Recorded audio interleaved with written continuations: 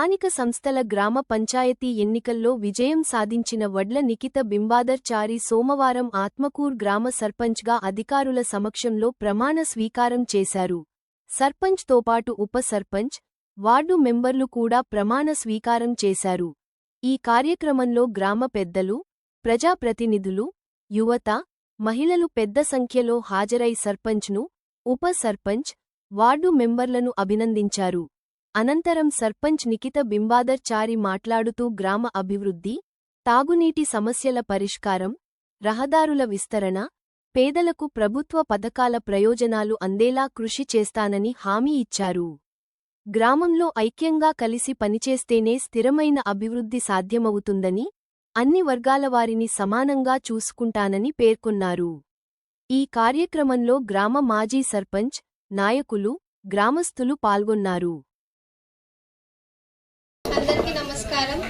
ఆత్మకూర్ గ్రామ పంచాయతీ వడ్ల నిఖిత అను నేను శాసనం ద్వారా ఏర్పాటు చేయబడిన భారత రాజ్యాంగం పట్ల నిజమైన నమ్మకం మరియు విధేయత కలిగి ఉండి నేను స్వీకరించబోతున్న విధిని నమ్మకంగా నిర్వహించదనని భగవంతుని పేర సత్యనిష్టతో ప్రమాణం చేయుచున్నాను.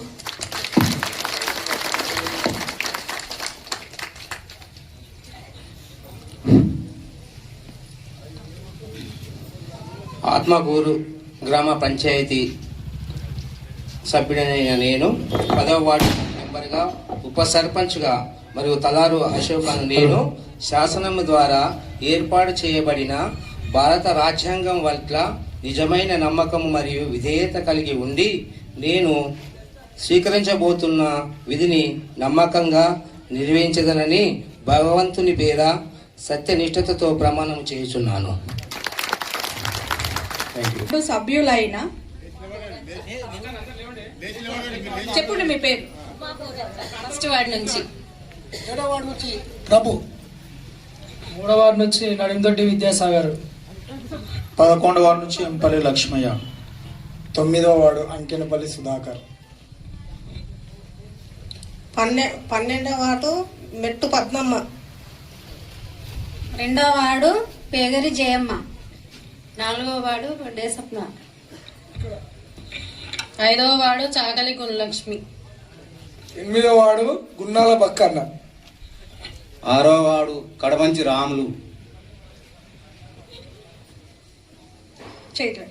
శాసనం ద్వారా ఏర్పాటు చేయబడిన భారత రాజ్యాంగం పట్ల నిజమైన నమ్మకం మరియు విధేయత కలిగి ఉండి నేను స్వీకరించబోయే విధిని నమ్మకంగా నిర్వహించదని భగవంతుని పేర సత్యనిష్టతో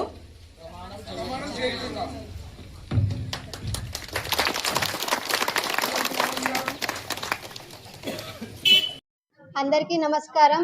ఆత్మకూరు గ్రామ సర్పంచ్ వడ్ల నిఖిత బింబాదర్ అని నేను గ్రామస్తులందరూ అందరూ ఆశీర్వదించి నన్ను ఈ స్థాయికి తీసుకొచ్చారు. ఇక ముందు ఏ సమస్యలు ఉన్నా మా ద్వారాకి తీసుకొస్తే పూర్తి చేస్తామని ఎన్నికలకు ముందు ఇచ్చిన మాట మేరకు స్కూల్ గల్లీ దిక్కు బోర్ వేయడం జరిగింది. ఇంకా చాలా సమస్యలు ఉన్నాయి ఊళ్ళో. ఆ సమస్యలన్నీ మేము త్వరలో పూర్తి చేస్తామని మాటిస్తున్నాను. యువకులందరికీ ఉద్యోగాలు మరి ఏ సమస్య ఉన్నా మా ద్వారాకు తీసుకొస్తే సమస్యను పూర్తి చేస్తాము. ఈ ఎలక్షన్ వరకే పార్టీలు పంతాలు, ఇప్పుడు అందరం కుటుంబ సభ్యులుగా ఉండి మనం గ్రామ అభివృద్ధి పాటుపడదామని నా యొక్క మనవి. ఇంతటితో నా చిన్న ఉపసంహరణ